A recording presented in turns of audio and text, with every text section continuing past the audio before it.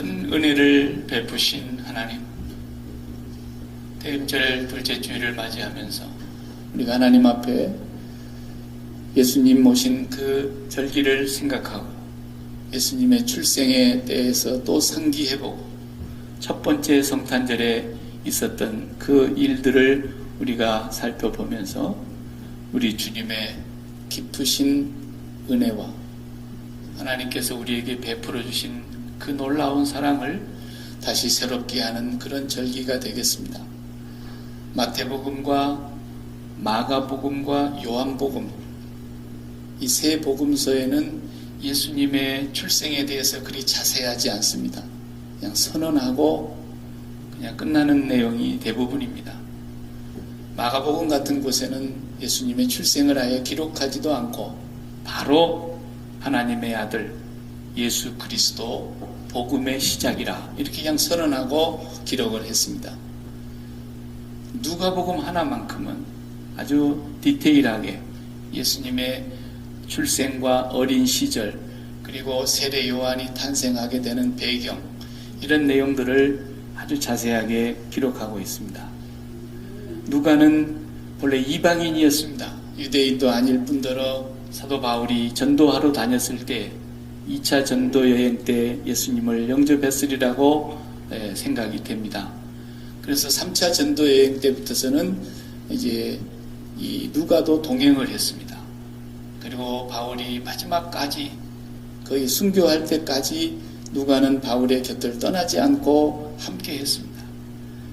디모데후서 4장을 읽어보면은 거기에 옥중에서 마지막 디모데에게 보낸 서신인데 그 바울이 누가만 나와 함께 남았느니라 그랬습니다. 다 떠났습니다. 바울이 말년에 굉장히 외로웠을 것이라고 생각이 드는데 누가만큼은 끝까지 바울 곁을 지켰습니다. 이분은 의사였습니다.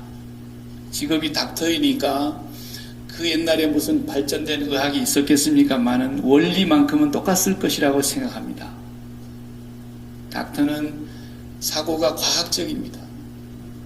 그래서 많은 처방들을 내려보고 어느 처방이 가장 정확하게 들어가는가, 어느 처방이 효과가 있는가 이런 것들을 관찰하게 되고 그 관찰한 것들을 계속해서 기록하고 또 그걸 종합해보고 그 나머지 최종 결론을 내려서 이게 가장 좋은 처방 방법이구나 이렇게 발견해내는 것이 과학이지 않습니까? 그러니까 원리는 지금하고 똑같다는 것이죠. 방법은 달라도 누가는 의사로서의 어떤 사고가 과학적이고 분석적이고 상당히 학문적인 사람이었음이 틀림없습니다. 그렇기 때문에 다른 복음서와는 달리 누가복음서만큼은 누가가 썼고 또 2편으로 쓴 게 사도행전도 누가가 2편으로 썼습니다. 그래서 이 두 권을 이방인이 썼어요. 놀라운 일이죠. 예수님을 영접한 이후에 성령이 그에게 충만해져서 나도 그분에 대해서 한번 써보고 싶다라는 마음이 생긴 거죠. 그래서 누가복음 우리가 1장 안 읽었습니다. 앞에 부분에 1절부터서 보면은 그 내용을 잠깐 엿볼 수가 있습니다. 누가복음 1장 1절에 뭐라 그러냐면 우리 중에 이루어진 사실에 대하여 그랬습니다. 팩트를 지금 얘기하려고 하는 겁니다. 우리 중에 이루어진 사실에 대하여 처음부터 목격자와 말씀에 일꾼된 자들이 전하여 준 그대로, 그러면 사도들을 말하는 겁니다. 처음부터 목격자였고 말씀에 일꾼된 자들은 사도들이죠. 예수님과 함께 있었던 자들, 이들이 전하여 준 그대로 내력을 저술하려고 붓을 든 사람이 적었다 많았다는 겁니다. 예수님의 일생을 기록해보고 싶은 마음이 생겼던 사람들이 많았어요. 수많은 사람들이 펜을 들고 나도 그분에 대해서 기록을 해봐야지. 그런데 뭐라 했어요? 그 다음 절에 처음부터서 그 모든 일을 근원부터 자세히 미루어 살핀 누가 나도 데오빌로 각하에게 차례대로 써보내는 것이 좋을 줄 알았다. 데오빌로라는 것은 어느 한 사람의 이름을 말한다기보다는 하나님의 사랑을 입은 자들이라는 뜻이거든요. 그러니까 많은 하나님의 백성들에게 자기도 그분에 대해서 써보려고 붓을 들었다. 그런데 이 모든 일을 그랬으니까 예수님의 출생에서부터 시작해서 아니 예수님의 출생 이전에 있었던 세례 요한의 임신 사실부터서 그리고 그놈부터 자세히 살펴보고 또 살펴보고 이게 누가만의 하나의 특징입니다. 역시 과학자 같은 성품과 그런 모든 것이 자세하게 살펴보았다는 것들이 상당한 관찰력도 있었고 더 많은 연구도 있었고 그 가운데 성령의 감동이 남달랐다는 것을 알 수 있죠. 그래서 이제 이 복음서에 예수님의 그 탄생의 얘기 12살쯤 돼 어머니 아버지와 함께 예루살렘에 올라갔다가 예수님 잠깐 잃어버려서 한번 혼쭐났던 그 얘기 뭐 이런 얘기는 누가복음에만 있는 유일한 그런 기록들이죠. 그런데 예수님이 탄생하기 전에 먼저 한 6개월 먼저 탄생한 세례 요한의 얘기도 세례 요한이 본래 제사장 가문의 레위 집안의 후손입니다. 아론의 자손입니다. 그 자손군의 사가랴라고 하는 아버지와 그 어머니 엘리사벳이 제사장 가문의 일을 보고 있는데 제사장 집안에 자녀가 없는 거예요. 그리고 이제는 아브라함의 아내 사레처럼 아기를 낳을 수 있는 그런 몸이 되질 않고 나이가 다 돼버렸어요. 그러니 뭐 어떻게 합니까? 그런데 남편 사가랴가 성전에 가서 자기 순서를 맡아서 제사의 일을 돌보고 있을 때 천사가 그에게 나타나서 네 아내가 아들을 낳을 거다. 그러면서 이름도 요한이라고 다 지어줬지 않습니까? 예. 그러니 뭐 이 사가랴 남편이 그냥 정신이 나가버렸어. 어떻게 그런 일이 있을 수 있겠냐고. 우리 와이프가 나이가 몇 살인데 지금. 믿지를 않았습니다. 사가랴는. 그러니까 아유 네가 나를 못 믿으면서 제사장 노릇하고 앉아있구나. 믿지 않으려면은 넌 앞으로 말 벙어리가 되는 게 낫겠다. 그래갖고 입을 벙어리 만들어 버리잖아요. 그러니까 믿음 없는 소리 하려면 입이나 다물고 있으라고 말이에요. 믿음 없는 소리 하면 김 빠지니까. 믿습니다 그래야지. 맨날 아유 그래갖고 되겠어요. 아유 이러니까 하나님이 너 입 다물어 지금부터 입을 딱 봉해버렸어요. 세례요한 태어날 때까지. 그래 그 얘기가 누가복음에 자세하게 나와요. 그 이제 세례 요한이 임신이 된 지 벌써 6개월이 됐습니다. 그쯤에 오늘 마리아가 또 세례 요한의 그 임신 사실을 알려줬던 가브리엘 천사장이 갈릴리 나사렛 동네에 마리아의 집에까지 갔지 않습니까? 갑자기 천사가 출현했으니 얼마나 깜짝 놀랐겠습니까? 그러면서 하는 말을 우리가 다 읽지를 못했지만은 그 앞부분을 보면은 천사의 말을 우리가 잠깐 짚고 넘어가십시다. 30절에 천사가 이르되 마리아여 무서워하지 말라. 네가 하나님께 은혜를 입었느니라. 그랬어요. 하나님께 은혜를 입었다. 깜짝 놀라가지고 천사가 나타났을 때 얼마나 무서웠겠어요. 다니엘도 그냥 천사 앞에서 죽은 사람처럼 내버렸다 그랬고 사도 요한도 천사들을 봤을 때도 죽은 사람처럼 내버렸어요. 하나님을 만나면은 어떻게 되겠습니까?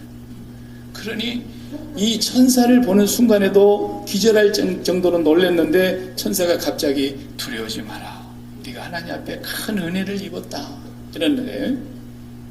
그러면서 보라 네가 잉태하여 아들을 낳으리니 그 이름을 예수라 하라. 이러세요. 이름도 또 지어주셨죠. 그러니까 이 마리아가 지금 정혼을 한 상태이기는 하지만 아직 그분과 잠자리를 같이 한 일도 없는데 처녀에게 애를 잉태할 거라 그러니 이거 정말 고칼 노릇이죠. 결혼이 파토나게 생겼어요. 그 당시에는 돌에 맞아 죽지 않습니까? 처녀가 아이를 가져서 이 일이 밝혀내지 못하면 누구로부터서 애를 가졌냐? 그래서 그 남자를 밝혀내지 못하게 되면은 결국 처녀가 죽어야 되는 거예요. 그런 상황이 지금 닥쳤는데 마리아가 나는 사내를 알지 못하는데 어떻게 저한테 그런 일이 있겠습니까? 그랬을 때에 성령이 너에게 임하시고 지극히 높으신 하나님의 능력이 너를 덮으리니. 그 말씀을 하셨어요. 바로 이것을 우리가 신앙 고백에서 고백할 때 동정녀 마리아에게서 성령으로 잉태하셨다, 그렇게 기록을 하고 있는 것입니다. 오늘 이 말씀을 통해서 우리는 한 여인 이 마리아가 성령으로 예수님을 잉태하게 된 이 사건이 오늘 우리에게 무슨 의미가 있는 것인가, 이것이 누가가 뭘 우리에게 전해주려고 하는 메시지인가, 이것을 한번 같이 상고하면서 오늘 성탄절을 앞에 두고 이 강림절에 우리가 다시 한번 우리 믿음을 점검해보는 그런 시간이 되기를 바랍니다. 오늘 다 읽지를 못했습니다. 너무 많은 장이라 1장의 내용이 너무 길어서 42절을 잠깐 보면은 42절에 엘리사벳의 얘기가 나옵니다. 이 엘리사벳의 얘기는 세례 요한의 어머니죠. 이미 지금 6개월 정도 임신해서 6개월 정도 지나 있는 세례 요한의 어머니 엘리사벳이 마리아의 방문을 받게 됩니다. 마리아는 이 자기가 임신됐다는 소식을 천사로부터 듣고 나서는 이것을 어떻게 가늠할 길이 없어서 제일 먼저 달려가서 찾아간 집이 자기 친족 엘리사벳이었습니다. 엘리사벳이 친족이라고만 나와 있어서 성경을 통해서는 어떻게 친족이 되는지는 정확하게 알 수는 없습니다. 그러나 친족인 것은 분명한 것 같습니다. 남편 쪽으로 친족이 아닙니다. 왜냐하면 세례 요한의 아버지 사가랴는 레위의 후손이고 목수였던 마리아의 남편 요셉은 다윗의 자손이니까 유다의 후손이고 집안이 완전히 다릅니다. 그러니까 친족이 될 수가 없습니다. 분명히 아마 친정적으로 친족이 됐으리라고 봐집니다. 마리아가 성령으로 하나님의 독생자가 자기에게 잉태된다는 천사의 소식을 듣고 너무 두렵고 너무 기쁘고 너무 떨려서 제일 먼저 저 북쪽 갈릴리에서 남쪽의 유다까지 단숨에 간 겁니다. 단숨에 가서 제일 먼저 엘리사벳을 만나려고. 그 엘리사벳이 마리아가 들어오니까 반갑게 맞이했을 거 아니겠습니까? 맞이하는 그 순간에 하는 얘기가 42절에서 45절까지 내용입니다. 한번 읽어보겠습니다. 큰 소리로 불러 이르되 여자 중에 네가 복이 있으며 내 태중에 아이도 복이 있도다. 내 주의 어머니가 내게 나아오니 이 어찌된 일인가. 보라, 내 문안하는 소리가 내 귀에 들릴 때에 아이가 내 복중에서 기쁨으로 뛰어놀았도다. 주께서 하신 말씀이 반드시 이루어지리라고 믿은 그 여자의 복이 있도다. 아멘. 놀라운 일이 있어. 누가는 이런 것까지도 다 기록을 했어. 의사다워요. 산부인과 의사는 아니었어도 아주 자세하게 기록했어요.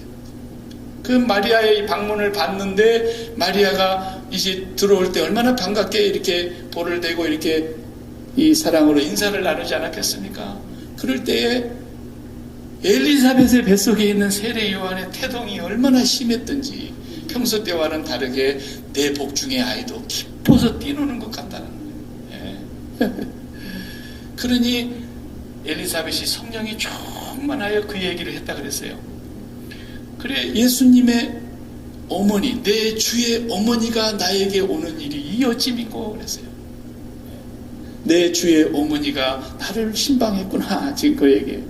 그러면서 내가 정말 복 있는 여자구나, 이런 또 축복을 했다 이 말이에요. 여기 다 임신해보신 분들한테는 제가 뭐라고 할 말이 없어요. 뭐 제가 그분들에게 뭘 말하겠어요. 경험자가 여러분인데. 그 임신해보면은 다 저도 이제 옆에서 지켜는 봤지만은 완전히 사람이 바뀝니다. 뭐 입맛이 첫째 바뀐다 그래가지고 아주 그냥 입에 냄새도 맡기 싫어가지고 화장실을 계속 들락거리더구만요. 조금만 먹었다가 와서 토하고 오고 이렇게 되고, 그리고 이제 습관이 완전히 바뀌게 됩니다. 생활 습관도 바뀝니다. 또 몸의 변화가 일어납니다. 이제 뭐 요즘은 또 뭐 그 태교라고 하는 것이 나와가지고, 태교라 그래가지고 뭐죠? 뱃속에 아기가 이제 의사 산부인과에서 임신 4주입니다. 그러는데도 벌써 음악 틀어놓고 태교 음악 틀어놓고 그리고 뭐 또 음식도 막 골라서 먹어야죠. 과일 하나를 먹어도 예쁜 과일을 먹는다 그러죠. 또 뭐 하여튼 그냥 옆에 있는 신랑은 그냥 정신이 없어가지고 나 뭐 먹고 싶어 그러면 막 온 나라를 다 헤매고 다니서라도 그거 갖고 오지요. 완전히 삶의 중심이 아기로 바뀌어버려요. 아기가 그 집안에 완전히 중심이 돼. 거기다가 또 뭐 한 4대 독자 집안에 아들을 임신했다 그래 봐요. 그럼 그 며느리는 왕비 마마 저리 가라는 거예요. 완전히 뭐 아무것도 못해도 괜찮다. 아가 조심해라. 완전히 그 집안 자체가 아기 하나로 인해서 다 바뀌어버려요. 예. 임신이라는 게 이렇게 놀랍더만요. 왕년에 애 안 낳았나? 예.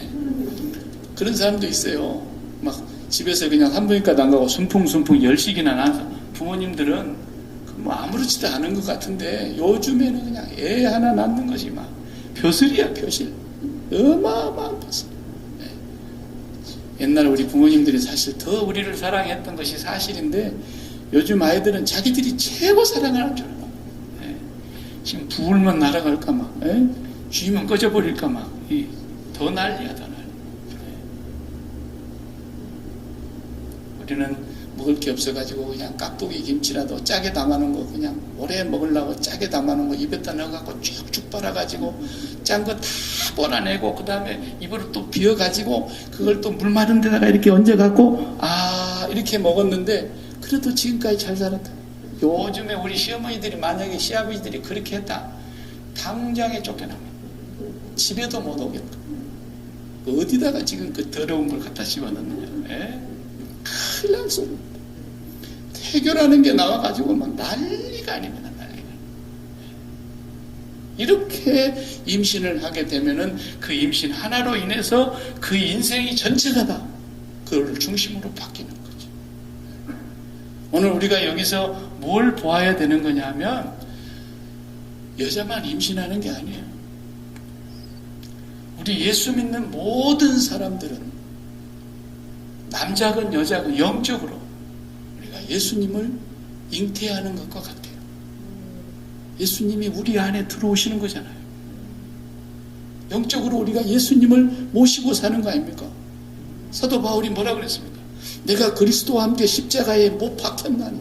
그것은 어떤 것입니까? 처음 태어났던 부모로부터서 태어났던 그 인간은 육으로 난 것은 육이니까 그것은 죄와 허물로 인해서 죽을 수밖에 없는 인간으로 죄를 가지고 태어난 것이니까 내가 그 죄로 말미암아 죽을 그 인간으로서는 예수 그리스도와 함께 십자가에 못 박혔나니 이제는 내가 산 것이 아니요 내 안에 그리스도께서 사신다. 그 성도는 다 예수님을 잉태하고 살아가는 사람인 거예요. 예수님을 잉태하는 것에서 마리아가 아이를 임신한 것이나 여러분들이 자녀를 임신해왔던 것이나 오늘 그 임신의 사실에 있어서 그 삶 전체가 바뀌는 거 보십시오. 여러분과 제가 예수님을 잉태하고 있다고 한다면 우리의 삶이 예수님 중심으로 바뀌어야 된다는 것입니다. 그 안 바뀌는 것은 어떻게 된 겁니까? 유산된 겁니다. 괜히 믿는다 그러는 것인데 유산된 거예요. 아니면 상상 임신하고 있는 거예요. 아무것도 아닌 거예요. 그냥 종교 행위로서 살아가고 있는 거예요. 그러나 진정으로 마리아에게 사람이 설명할 수 없는 성령으로 말미암아 성령이 임재하시고 지극히 높으신 하나님의 능력이 그에 임해서 그 안에 예수님은 거듭날 필요가 없으신 하나님이신 예수님은 그 속에 육신의 몸을 입고 이 땅에 오시기 위해서 마리아의 몸에 잉태시키신 거죠.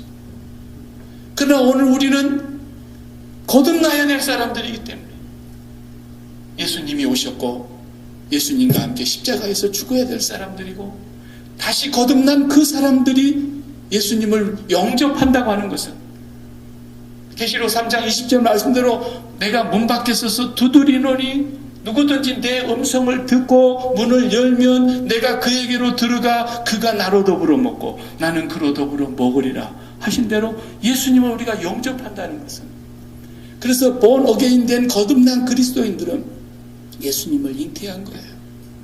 예수님이 함께 사시는 거예요. 그것이 우리의 의식이라고 하는 태 속에, 우리의 의식 속에 예수님이 날마다 살아계시는 거예요. 그것이 임신한 사람과 우리의 영적인 것과 원리가 같아요.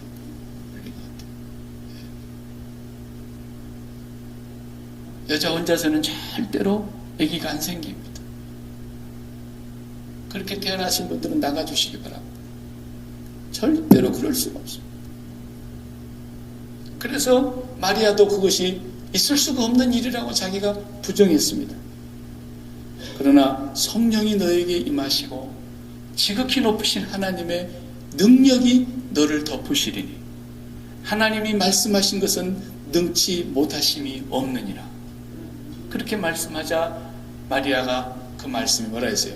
나는 주의 여종이오니 말씀하신 대로 이루어지이다. 그랬습니다. 믿고 받아들였어요. 오늘 우리도 어떻게 예수 믿었어요? 자연이 된 거예요. 우리에게도 성령이 복음의 말씀을 들을 때 우리에게 임재하신 것입니다. 베드로가 고넬료의 집에 가서 말씀을 전파하는데 말씀 듣는 자들에게 성령이 임하시더라 그랬잖아요. 우리가 예수 그리스도의 복음을 듣고 있을 때에 하나님의 성령이 우리에게 임하셨습니다.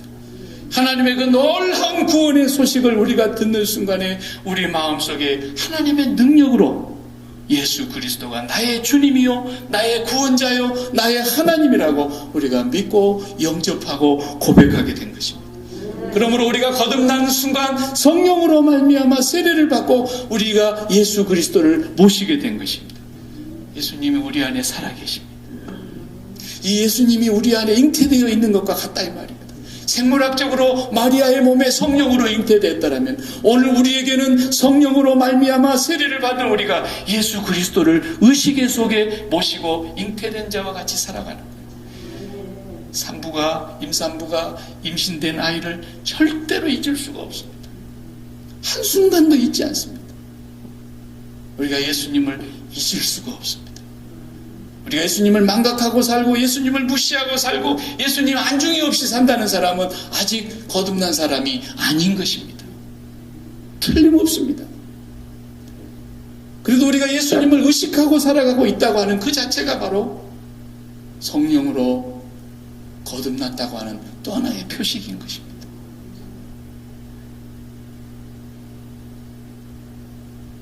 나는 예수님이 꼭 주일날 올 때만 한번 생각나요. 그런 사람은 수상한 사람입니다. 솔직히 어디 있어도. 저번에 누가 얘기를 해줘서 뉴스를 보니까 코로나에 걸려가지고 코로나19에 걸린 임산부가 아이가 뱃속에 있는데 이 병이 걸렸다 이 말이에요. 그랬는데 아이가 태어나 보니까 이 병을 이기는 바이러스를 이기는 항체를 갖고 나왔더라는 거예요. 이야, 얼마나 놀랍습니까? 이 산부가 얼마나 신경을 썼겠어요. 자기가 감염되면 자기 아이에게도 문제가 있다는 걸 알기 때문에 그렇게 조심했을 텐데 어쨌든 감염이 됐어요. 그런데 하나님의 놀라운 은혜지요. 그 아이가 뱃속에서 그 항체를 백신 안 맞아도 이길 수 있는 것을 이미 가지고 태어났더라는 거예요. 얼마나 놀라운 것입니까? 어쨌든 이 아이가 이 뱃속에 있는 걸 잊을 수가 없는 거예요. 절대로 못 잊어요. 자다가도 잊을 수가 없죠. 눈만 뜨면 의식하죠. 걷는 것도 조심하죠. 아기를 가져놓고도 담배 뽀끔 피우는 여자들 보면 참 한심해요. 배는 남산만큼 불러갖고 있는데 앉아서 담배 피우고 앉아있고. 그럼 술을 얼마나 많이 먹겠어요 또 그러면. 정신 나간 임산부죠. 전혀 나이를 의식하지 않는 거예요. 그 사람만 정신 나간 게 아니라 성령으로 말미암아 거듭나서 예수 그리스도를 모시고 살아간다는 우리가 예수님을 잉태하지 못하고 우리의 의식 속에 예수님이 항상 살아계시지 못한다고 한다면 우리도 정신 나간 그리스도인이죠. 전쟁이 일어나도 임산부는 아이를 의식하고 더 조심하는 거죠. 질병이 창궐할수록 더 조심하는 거죠. 우리가 이 세상에서 재난을 만나도 어떤 환경 어느 장소에 있어도 예수님과 함께 있다는 걸 망각할 수 있겠습니까? 거듭난 사람은 날마다 예수님과 함께 의식 속에서 살아가고 있는 것입니다. 그게 안 되는 이유는 하나님을 사랑하지 않기 때문입니다. 하나님을 사랑하면 절대로 그럴 수가 없어요. 하나님이 이렇게 큰 은혜를 베풀어 주셨는데 그 하나님이 보내신 예수 그리스도 독생자를 영접했다고 하는 사람들이 독생자와 함께 살지 않고 독생자를 의식하지 않고 독생자를 항상 언제만 의식하느냐? 내가 품고 있는 잉태되어 있는 이것이 아름다운 아기로 출산되기를 와서 도와달라고 예수님 산파로 상상 산파. 예수님 산부인과 의사로만 생각합니다. 내가 돈을 잉태하고 있는데 이 돈 문제가 잘 해결되어서 아주 풍성한 돈으로 잉태되는 예수님 나에게 산파로 오십시오. 이건 예수님 사랑 아니죠. 내 자식 문제, 내 건강 문제, 내 사업의 문제를 내가 날마다 의식 속에서 잉태하고 앉아서 이것이 잘 되어가지고 내가 원하는 아름다운 아기가 탄생하는 것처럼 풍성한 열매를 맺게 해달라고 예수님 맨날 산파로 부르고 있는 것이 그리스도인들이라면 그리스도로 그들이 섬기는 것이 아닙니다. 우리는 예수님을 정말 사랑하고 있는가 확인해야 됩니다. 이제 저도 내년이 되면 이제 내년 4월이 되면 20년이 되네요. 외국생활. 여러분들보다 후배지만은 그래도 20년은 짧은 세월은 아니었던 것 같아요. 맨 처음에 2001년 4월 26일 날 공항에서 비행기를 타고 여기를 도착했던 걸 제가 생각합니다. 혼자 왔습니다. 내 식구는 이제 고국에 있어요. 그때는 뭐 국제전화가 마음대로 이렇게 쉽게 잘할 수 있고 그러질 않고 또 비용도 많을 테니까 그냥 전화선으로 하는 인터넷 전화가 있었습니다. 다이얼 패드라 그래가지고 그걸 가지고 전화를 걸면 전화기가 끊어집니다. 다른 사람 전화는 이제 통화 중이라서 오질 않는 거죠. 그걸 전화선 가지고 하니까. 그러나 돈은 안 내는 무료 인터넷 전화기니까 그거 붙들고 한 30분씩 그냥 끊어졌다 붙었다는 것을 가지고 전화하고 그랬더랬습니다. 근데 그때 제 아내하고 애들은 마음이 한국에 있지를 않았습니다. 몸뚱아리만 한국에 있었어요. 몸뚱아리. 왜 그래요? 그래도 사랑하는 남편이 사랑하는 아빠가 거기 갔는데 기다리는데 그리고 우리 애들은 이제 그 하기 싫은 공부 얼마나 그만둬서 좋은지 학교 갈 일도 없고 거기 가서 한글 배울 일도 없고 그러니 뭐 완전히 자유하고 있는 거예요. 마음이 완전히 떠버렸어. 그리고 공항에 탁 내렸는데 내가 조금 늦게 나갔더니만 얼마나 나를 기다렸더니 눈이 빠지게 기다리고 있어요. 보통 한 2시간 걸려 나오는데 그냥 애들 있다고 그냥 안내자가 쭉 통과 없이 그냥 걸어 놓아가지고 한 10분 만에 나와버렸나 봐요. 나는 1시간 반 정도는 기다려야 될 것이니까 내가 좀 여유 있게 가야지. 그리고 시간 맞춰 갔더니 아빠가 우리를 버렸나 봐. 그러고 있었다는 거예요. 사모하고 온 거예요. 그쪽에 많은 친구도 있고 부모도 아직 계시고 형제도 있고 그러는데도 마음이 이쪽에 있는 거예요. 그렇죠? 그런 것을 보고 성경에서 뭐라 했어요? 내가 한국에 대하여 죽었다. 그렇게 말하는 거예요. 더 이상 한국에 관심이 없는 거예요. 왜 그렇습니까? 사랑하는 사람이 거기이기 때문에. 그러니까 젊은 애들이 연애에 빠지면 완전 제정신이 아닌 것처럼 보이잖아요. 아무리 부모가 얘기해도 귓등으로도 안 들립니다. 완전히 혼이 나갔다. 정신이 그쪽으로 가 있습니다. 거리가 문제가 아니에요. 몸은 떨어져 있어도 사랑하는 자가 있는 그곳으로 내 마음이 날아가 버린 거예요. 그것이 성탄절을 기다리는 우리의 마음인가 생각해 봐요. 내 마음속에 그렇게 사랑하는 분을, 그분의 이름을 내 마음에 담고 그분을 그리워하고 사모하고 있는가? 지난주에 우리가 보았던 대로 바울 사도는 몸을 떠나 그리스도와 함께 있는 것이 더 좋은데 이랬단 말이에요. 살아도 주를 위하여 살고 죽어도 주를 위하여 죽나니 내가 사나 죽으나 주의 것이고, 살든지 죽든지 내 몸에서 그리스도가 존귀케 하게 하기 위해서 내가 살고 있는데 지금이라도 몸을 떠나 그리스도와 함께 있는 것이 더 좋겠다. 그만큼 사랑이 있다라는 거예요.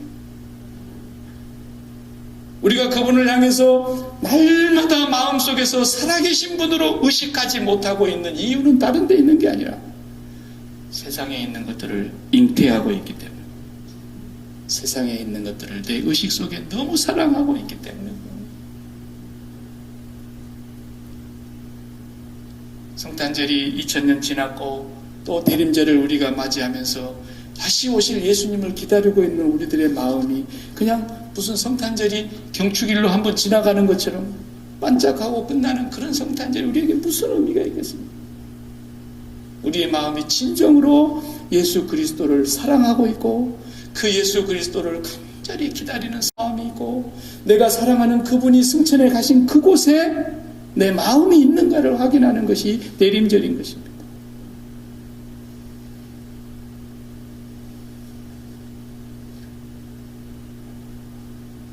내 마음이 아직도 세상에 매여서 이 세상에 내가 지금 간절히 사모하고 있는 것들을 의식 속에 잉태한 뒤에 이것이 아름다운 아이로 탄생하듯이 열매를 맺게 해달라고 오늘 또 하나님만 쳐다보면서 세상에 가슴을 묻어놓고 심장을 박아놓고 세상에 빨대를 꽂아놓고 살아가는 사람이라면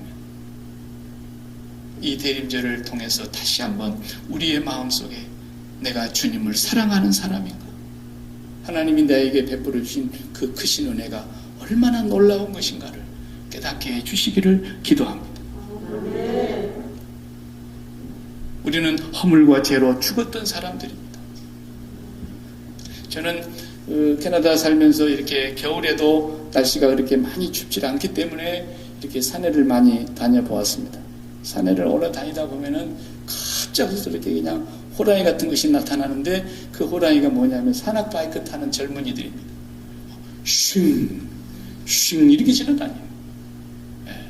그 산악길이 이렇게 트레일이 좁은 길이 있는데 이 그 좁은 길을 자전거를 타고 공중 고개를 하면서 막 내려갑니다. 얼마나 신바람 나게 타는지. 자전거를 그냥 타고도 힘든 도로에서 공중 고개를 하면서 막 날아가요. 애들이 노는 게 우리하고 다르대요. 하나에도 못하겠어요. 근데 그런 것에 대해서 관심 있는 아이는 아주 쉬는 날이 오기를 그렇게 기다리는 거예요. 주말만 되면 차 뒤에다 자전거 묶어가지고 산으로 올라가는 거예요. 트럭 타고. 그리고 산에서 차 받쳐놓고 그 자전거를 가지고 산꼭대기까지 올라가는 거예요. 그냥 올라가면 너무 힘들죠? 케이블카를 타고 올라가는 거예요. 큰 케이블카에서 자전거를 2대씩 실어주는 거예요.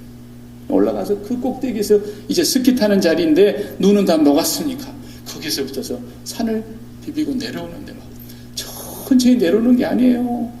죽을 각오를 하고 내려오는 사람처럼 내려와요. 나는 그것에 대해서 아무런 관심이 없어. 자전거 내 사줄 테니까 당신도 해보라고. 나는 너 아무 관심이 없다. 그 말은 뭔 말이에요? 그거에 대해서 죽었다 그런 뜻이에요. 성경의 표현이 그런 말입니다. 그게 내가 세상에 대하여 죽었으니 그 말은 내가 세상에 대해서 더 이상 내 마음에 관심이 없다라는, 그냥 그건 내 관심사가 아니다. 너는 뭐가 관심사냐? 내가 임신한, 내가 잉태한 예수 그리스도가 나의 관심사더라.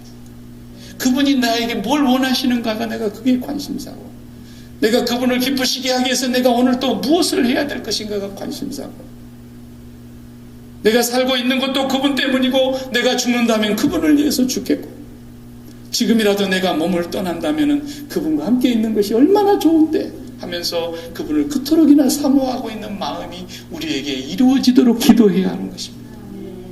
맨날 세상을 마음에 품고 앉아 있으면서 하나님, 내가 잉태하고 있는 이 돈 문제, 이 건강 문제, 요 자식 문제, 요 사업장 문제, 요 내 인생의 문제, 요거 좀 정말 아름다운 아기로 출생하게 해달라고 맨날 산파 되신 하나님, 산파 되신 주님 이러지 말고 우리의 마음이 다시 처음으로 돌아가기를 기도해요. 하나님께서 내게 베풀어 주신 그 은혜, 세상에 대하여 그렇게 펄펄 살아있던 나를, 죄와 허물로 죽어있던 나를 하나님께서 살리시기 위해서 예수님을 보내주셨고, 그 예수님 오셔서 이 세상에 대하여 죽으라고 십자가에 못 박아 죽으셨고, 너도 나와 함께 이 세상에 대하여 죽고 세상을 탈출하자고, 그리고 내가 가져야 될 마음은 저 위에 있는 것이라고, 거기를 사모하고 거기를 사랑하고 거기를 기다리고 거기를 날마다 간절한 마음으로 추구하고, 그것이 우리 마음에 잉태되어야 될 것들이에요. 그래서 아기를 임신하면 10달 동안 간절히 기도하다가 반드시 아이가 출생하잖아요. 그러니까 우리가 그 예수님을 그렇게 날마다 사모하고 그렇게 기도하고 그 간절한 바람이 우리 속에 있다 보면 우리 안에 예수님이 사신다니까요. 이제는 내가 산 것이 아니라 예수님이 사십니다. 그 말은 뭔 말이에요? 이제 예수님의 뜻대로 살고, 예수님이 뭘 기뻐하시는가, 그 예수님이 내 안에서 살아가고 계신다는 거예요. 그것이 임신한 사람의 특징인 겁니다. 그래서 마리아의 그 임신의 모형이 바로 오늘 예수 그리스도를 믿는 모든 사람들의 구원의 모형인 겁니다. 예수 그리스도의 임신을 통해서 이 세상에 참 구원의 역사를 보여주시려고 하신 그 그림이 오늘 우리도 마리아처럼 예수 그리스도를 모시고 예수 그리스도가 사는 삶을 살아가는. 그러니까 마리아가, 우리 다 읽질 못했지만은 그 찬송하는 마리아의 찬송가를 보시면 몇 절부터죠? 마리아가 46절부터 이렇게 찬송합니다. 마리아가 이르되 내 영혼이 주를 찬양하며 내 마음이 내 구주를 기뻐하였으며, 자기의 태 속에 있는 예수 그리스도를 구주라고 부르고 있지 않습니까? 나의 구주를 기뻐하였으며 그의 여종의 비천함을 돌아보셨음이라. 이후로부터는 만세의 모든 사람들이 나를 복이 있다는 것이다. 예수 그리스도를 잉태한 이 마리아를 모든 사람이 복이 있다고. 예수님은 이렇게 얘기했었죠. 여자가 낳은 자 중에 세례 요한보다 더 큰 이가 없다. 그러면서 세례 요한을 높여주셨죠. 물론 천국에서는 꼴찌도 세례 요한보다 낫다 그랬지만 이 세상에서 여자가 낳은 자 중에 세례 요한보다 더 큰 이는 없어. 그런데 그 세례 요한의 어머니 엘리사벳은 성령이 충만해서 네가 임신한 그 아이는 지극히 높으신 분의 독생자인데 너는 만대의 복이 있는 여자구나 그랬어요. 우리도 예수 그리스도를 성령으로 말미암아 모시게 되었으니 만대의 복 받은 줄로 믿으시기 바랍니다. 우리가 얼마나 큰 하나님의 은혜를 입은 자들입니다. 이 큰 은혜를 입었음에도 그 감격이 없고, 이 큰 은혜를 입었음에도 그를 찬양하는 찬양이 없고, 맨날 세상 일로 걱정하는 소리나 나오고, 근심하는 소리나 나오고, 절망하는 소리나 나오고, 의심하는 소리나 나오고, 그러면 사가랴처럼 하나님이 그냥 입을 다물게 만들어버리는 벙어리가 되게 해버려야 되는데, 우리를 그렇게까지도 안 하시고 지금까지도 우리를 사랑하시는 하나님, 저와 여러분이 오늘도 그분을 마음의 진실로 사랑하고 있는지 확인하시기 바랍니다. 여러분이 그분을 임신하셨고 그분을 잉태하셨고 성령으로 그분과 함께 사신다면 여러분의 삶은 틀림없이 그리스도 중심으로 변해갈 것입니다. 기도하시겠습니다.